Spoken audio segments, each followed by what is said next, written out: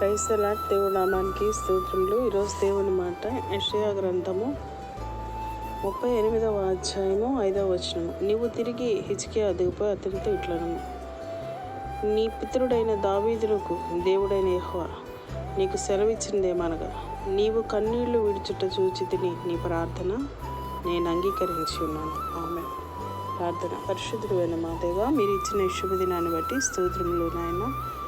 ఈ ఉదయకాలం దేవా అయ్యా, ఇదిగో మీరు మాకు సెలవిచ్చినటువంటి వాగ్దానాన్ని బట్టి స్తోత్రములు.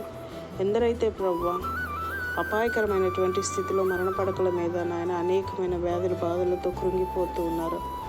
మీ మాట మాత్రపు సెలవు చేత లేవనెత్తి స్వస్థపరిచి మీ కృపలో భద్రపరచమని వాగ్దానం నాయన మీ వైపు చూసి కన్నీరు విడిచే వారి పట్ల నెరవేర్చమనేసి నామములో ప్రార్థిస్తున్నాం. ఆమేన్.